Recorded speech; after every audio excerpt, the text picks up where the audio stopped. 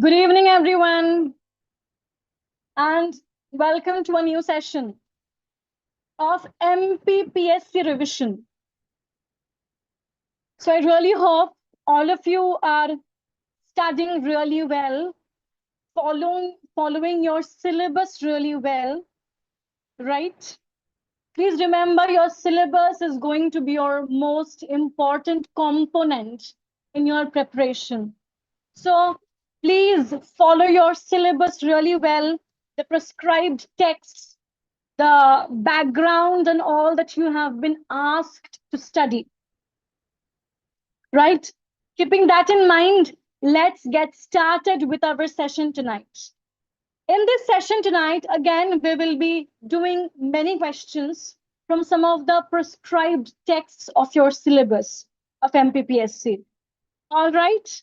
So please do like the session. And now let's get started. And I have to share my screen with you first. Right. I believe all of you can see my screen now.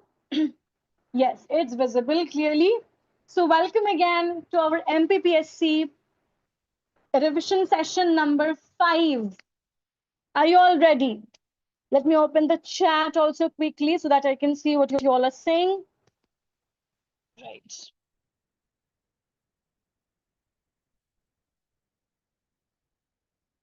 Yes, I have opened the chat as well. Okay. Good evening, Lokesh. Good evening and welcome. So this is our 5th revision session of MPPSC. Now let's move on to the first question for tonight. Okay, and please do like the session. All right. Chalo. Good evening, Rudra. Let's start with the poem today. A Prayer for My Daughter by W.B. Yeats. I really hope by now you have read this poem really well, right? A Prayer for My Daughter by W.B. Yeats.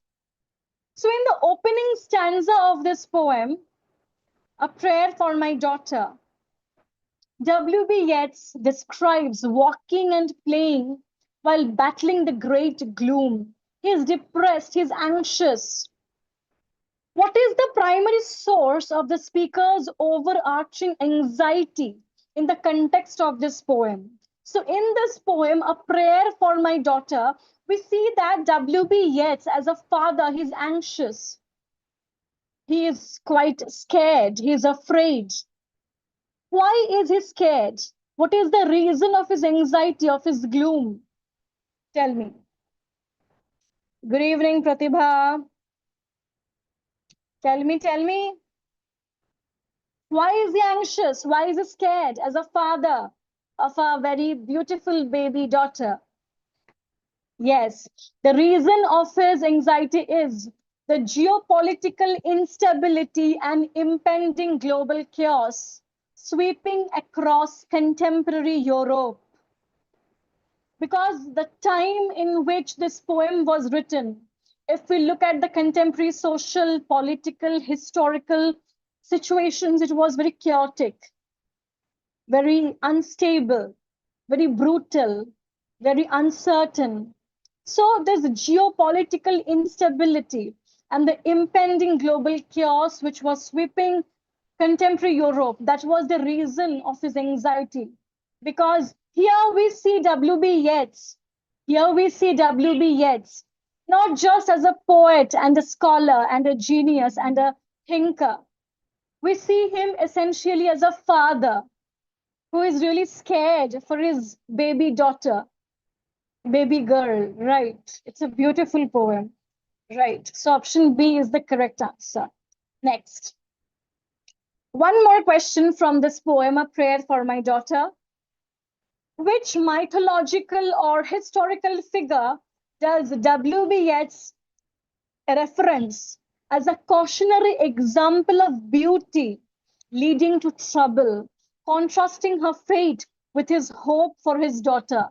So, which mythological figure has been alluded to in the poem whose beauty brought disasters, whose beauty was very troublesome? Who is it?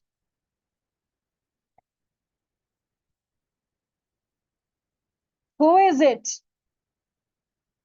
who has been mentioned in this poem? It is Helen of Troy. Very good. It is Helen of Troy. It is Helen of Troy. So it's a reminder for you all that if you haven't read the poem as of yet, after this live session, you have to read this poem thoroughly. A Prayer for My Daughter by W.B. Yeats. Look at the imageries, the symbols, the allusions, the language. Read the poem 2 times, 3 times, as many times as you need to. Sit with the poem. Think about the imageries, the symbols, the language, the allusions, the references. In context of the contemporary socio-political historical conditions. All right, sit with the works. Right, great. Next. Now we will do some questions from the novel The Mill on the Floss by George Eliot. The Mill on the Floss by George Eliot. It's a semi-autobiographical novel by George Eliot. It's a semi-autobiographical novel by George Eliot. Now, let's see. In book 6 of The Mill on the Floss, George Eliot compares the destructive, overwhelming nature of Maggie Tulliver and Stephen Guest's passion to what historical mythological tragedy?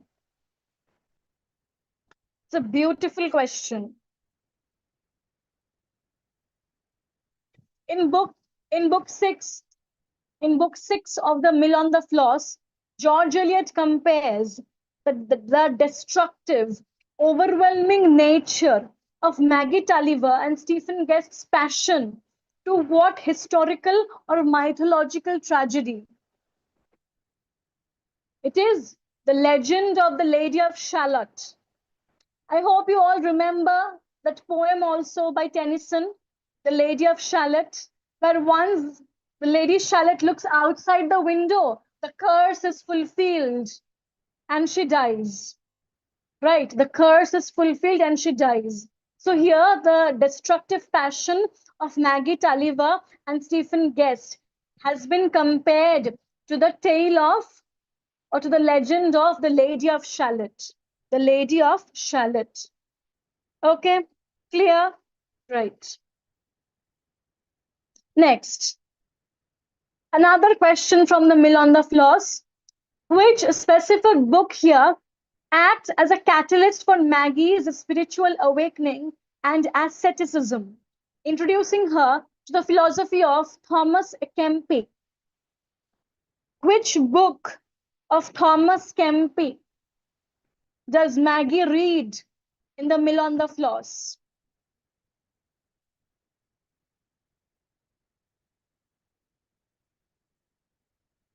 Tell me.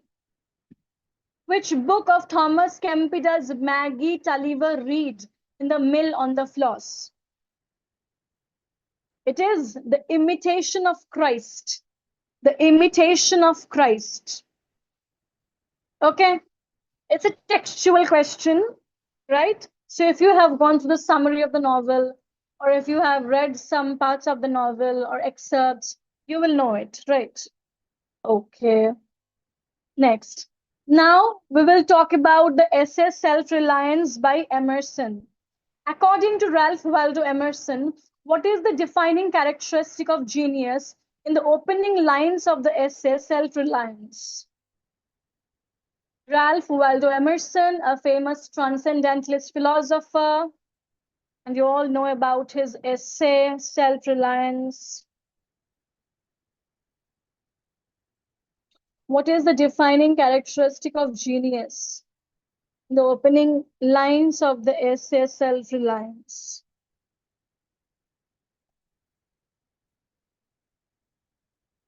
What is genius according to Emerson? Yes, very good. The ability to disregard tradition and speak one's own unique thoughts before the world. Very good. Right, Hina? Right, you are right. The ability to disregard tradition and speak one's own unique thoughts before the world. Correct. Very good. Next. In critiquing society's influence, which famous metaphorical phrase does Emerson use to define social demands on its members? In critiquing society's influence, which famous metaphorical phrase does Emerson use to define social demands on its members? Which line has been used by Emerson? So he says, society everywhere is in conspiracy against the manhood of every one of its members. It's a major quote from this essay. Society everywhere is in conspiracy against the manhood of every one of its members. Right? Please look up this essay really well. Go through the essay, read it. Right? Okay. Okay. So here we want to tell you about the mentorship programs of Vallath. Many of you might not be aware about it, right? But we here at Vallath have now started offering specialized one-to-one mentorship programs. Okay? Not only of maths, but also for paper 2 as well. Okay? Where you will be provided with a mentor who will take sessions with you only, one-to-one sessions. Special guidance, special care. So if you want to, get special guidance, special care in maths or for paper 2, any exam, right, you can come to us. We have now started offering specialized mentorship programs, okay, where we will help you to master the concepts from basics to advanced, solve papers with you, build exam confidence, clear doubts one-on-one. Only you and your mentor will be there. And flexible timings means you and your mentor will decide the timings of your sessions. So flexible. And online and offline, both options are there. If you are, suppose in Delhi or Mumbai or any place in India, if you want to do online sessions, you have online option. If you are opting for offline options, you have that as well. So personalized mentoring, personal care, special guidance. We have now opened this thing as well for you guys. So be it maths or any paper 2 exam of English, we are here for you. All right. The numbers are here of office, phone numbers. If you need mentorship for anything, please come to us. All right. Great. Now let's move on to the next question. Which literary term best describes the non-chronological, memory-driven narrative structure used by Amitav Ghosh in The Shadow Lines?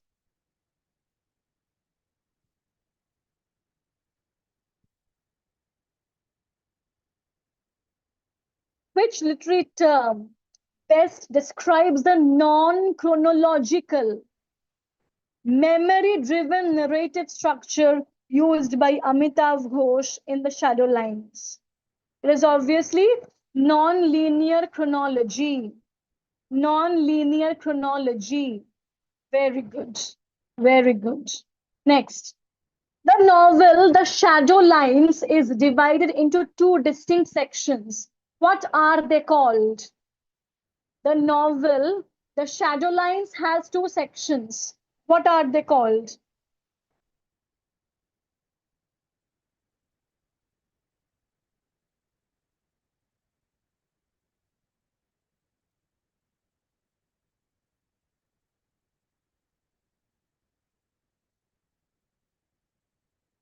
Yes, Going Away and Coming Home. The novel, The Shadow Lines, has 2 sections, Going Away and Coming Home. Very good. Going Away and Coming Home. Right. Next. Which journal published Great Expectations in its original serialized format from December 1860 to August 1861? Tell me, which journal published Great Expectations in its original serialized format from December 1860 to August 1861? We all know that Dickens was associated with two journals, Household Words and All the Year Round. And Great Expectations was serialized in All the Year Round. Great Expectations was serialized in All the Year Round. Okay, right. Because this serialization of novels was very prominent during the Victorian period. Right?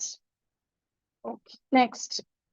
To what subgenre of Victorian literature does Great Expectations belong? Characterized by its focus on the protagonist's moral and psychological growth from childhood to maturity. So what is the subgenre of Great Expectations? Subgenre of Great Expectations. It is a Bildungsroman. It is a Bildungsroman, that is a novel which focuses on the protagonist's moral and psychological growth from childhood to maturity. Very good. In Alexander Pope's The Rape of the Lock, the magical machinery of the sylphs is directly derived from which of the following occult and philosophical systems? In Alexander Pope's The Rape of the Lock, the magical machinery of the sylphs is directly derived from which of the following occult and philosophical systems?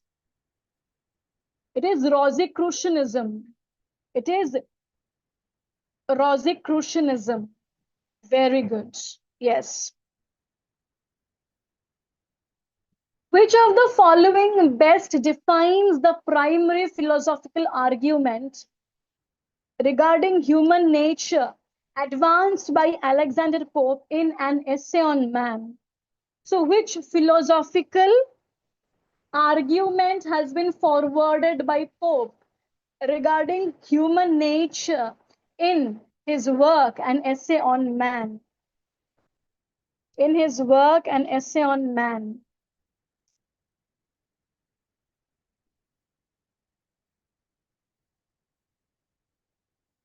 Very easy if you look at the options carefully. What can Pope say? Pope, one of the most influential poets and scholars of the 18th century. The era of enlightenment it was. Very good. That man is perfectly placed in the great chain of being between brutes and angels, and whatever is right. This is the main idea of this work. That whatever is right. And man is there in the great chain of being. Correct. C is the right answer. Very good. So that's all for tonight from our side. I really hope you guys liked the questions and enjoyed the session. And yes, if you want mentorship for anything, be it maths or any English exam, you can come to us. Okay, we are there for you. With that being said, I will see you all again tomorrow at 9:30 p.m. Please take care, keep learning, and see you all again tomorrow then. Bye.